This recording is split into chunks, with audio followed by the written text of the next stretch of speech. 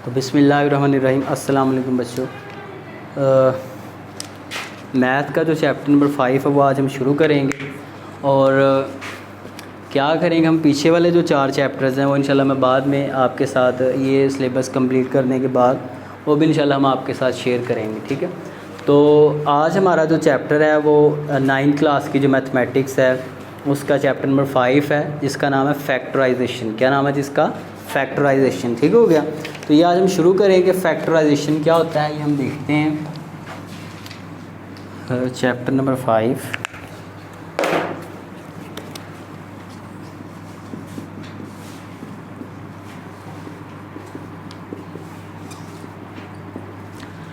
अब इसका नाम है भाई फैक्टराइजेशन।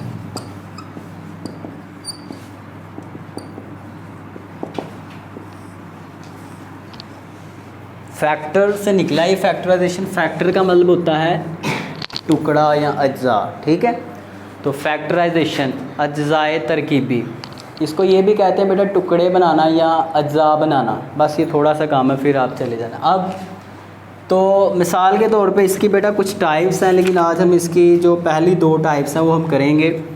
तो सबसे पहले हमारे पास है कि अगर आपके पास कोई नंबर हो, मिसाल के तौर पे उनमें सब में एक ही सेम कांस्टेंट आ रहा हो। मिसाल के तौर पे हमारे पास एग्जांपल है एक, वो क्या है भाई कि 5 एग्जांपल नंबर 1 है ये आपकी बुक की, कि अगर सब आपकी जो पॉलिनोमियल एक्सप्रेशन है उस सारी के अंदर अगर सेम कांस्टेंट आ रहा हो तो उसको कैसे फैक्टराइज करते हैं, सबसे पहले हम ये सीखेंगे। वो ये है 5a minus 5b plus 5c। ठीक हो गया भाई। अब तो अगर आप गौर से देखें तो इन सब में क्या आ रहा है, कांस्टेंट सेम आ रहा है, ठीक है। तो अगर एक पॉलिनोमियल एक्सप्रेशन के अंदर सेम कांस्टेंट होगा तो उसको कैसे फैक्टराइज करेंगे, वो कांस्टेंट आप कॉमन ले लेंगे। क्या ले लेंगे आप? कॉमन ले लेंगे। तो इस तरह से होगा कि 5 आपने कॉमन ले लिया, पीछे बच गया a माइनस बी प्लस सी। ठीक हो गया। तो अब आपने पेयर्स बना लिए, टुकड़े बना लिए। इसमें एक टुकड़ा 5 बन गया और एक ये ब्रैकेट वाला बन गया। तो टुकड़े बनाना, पेयर्स बनाना, इसी को कहते हैं फैक्टराइजेशन। क्या कहते हैं? और इसको उर्दू में अज्जाए तरकीबी शायद कहते हैं। और उसके बाद हमारे पास बी है कि इस तरह की अगर टाइप हो, बी टाइप, कि इस तरह से हो कि ए सी प्लस दूसरी टाइप आपके पास ही A C plus A D plus B C plus B D.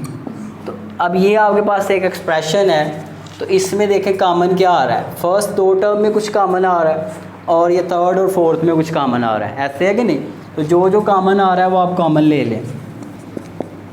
तो पहली 2 में क्या कॉमन आ रहा है, ए, तो क्या बच गया सी प्लस डी। और दूसरी दोनों में क्या कॉमन आ रहा है, बी कॉमन आ रहा है, तो सी प्लस डी। याद रखिएगा ब्रैकेट के बाहर जो हो गया उन्हें आप एक ब्रैकेट में लिख लेंगे और ब्रैकेट के अंदर सेम एक जैसे हैं तो उनको फिर आप एक ब्रैकेट में लिख लेंगे।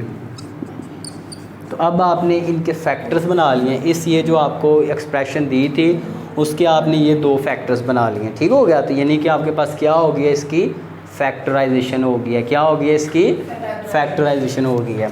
ठीक हो गया भाई। अब थोड़ा सा ये था, तो अब हम इसी तरह के हम क्वेश्चन करते हैं बेटा आपकी एक्सरसाइज के। एक्सरसाइज 5.1 यही कल के लिए आपका काम है। तो पहला क्वेश्चन है इसका, वो क्या कह रहा है कि पहले की ये स्टेटमेंट है 2abc minus 4abx plus 2abd। ये आपके पास एक्सप्रेशन उसने दी हुई है। तो इसके आपने फैक्टर्स बनाने हैं, फैक्टराइजेशन इसकी करनी है। तो सॉल्यूशन तो सिंपल देखें भाई, इन सब में कॉमन क्या आ रहा है। अगर तो सब टर्म्स में कुछ कॉमन आ रहा होगा तो आप निकालेंगे। इस तरह यहाँ पे आपने फर्स्ट टाइम में किया था, कांस्टेंट को बाहर निकाला था। देखें भाई 2 सब में से निकल सकता है कि नहीं, तो पहले तो आप 2 निकालें और ए भी निकल सकता है। तो 2a भी आपने सब में से कॉमन ले लिया, इसमें पीछे बच गया c इसमें बच गया -2x और इसमें क्या बच गया प्लस d बच गया। क्या बच गया है इसमें c बच गया, उसके बाद d बच गया, इसमें क्या बच गया भाई d। समझ आ गई कि नहीं? तो ये हमारे पास क्या बन गए हैं, फैक्टर्स बन गए हैं। ये एक ये फैक्टर है और एक ये फैक्टर है। क्लियर हो गया भाई? तो यही आपका इसका आंसर है।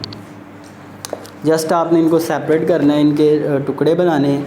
और इसका फ़ायदा ये होता है बेटा कि मैथ्स के अंदर कुछ ऐसी प्रॉब्लम्स होती हैं जो बहुत कॉम्प्लिकेटेड होती हैं, बहुत ही मुश्किल होती हैं।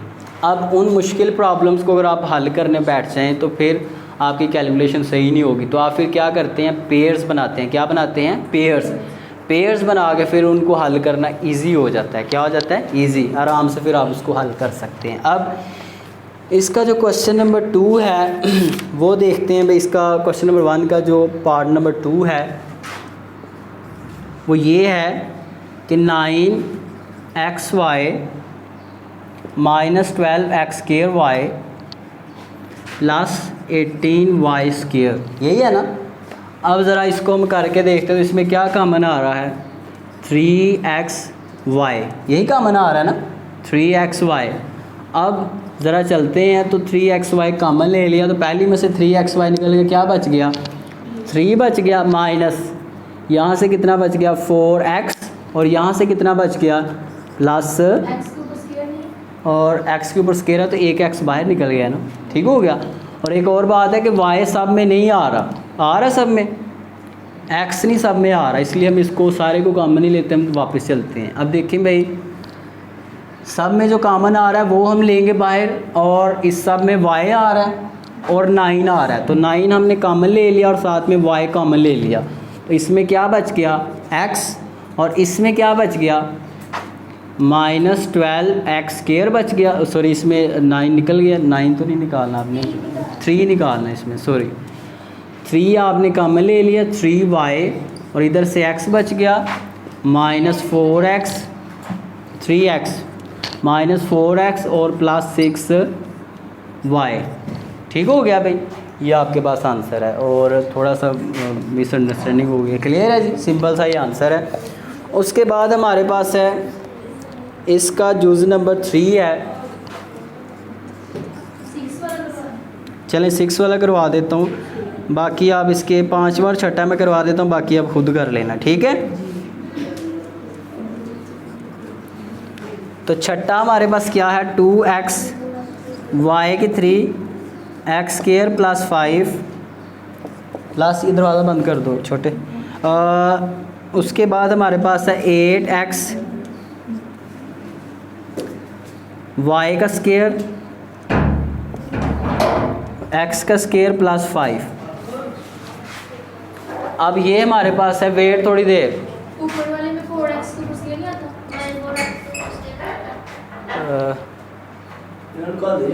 बस थोड़ी देर 5 मिनट। अब बेटा हमारे पास क्या कह रही, यहाँ स्केयर आना था, ठीक है, क्योंकि वो x आपने कॉमन नहीं लिया। अब यहाँ से कॉमन क्या आएगा बेटा हमारे पास, देखें एक तो सब में 2 आ रहा है, 2 बाहर लिख लिया आपने, और क्या कॉमन आ रहा है x भी कॉमन आ रहा है, वो भी ले लें, और y इधर 3 और 2 है, y² भी कॉमन ले लें। तो पीछे क्या बच गया है, इसमें एक y बच गया है, और उसके बाद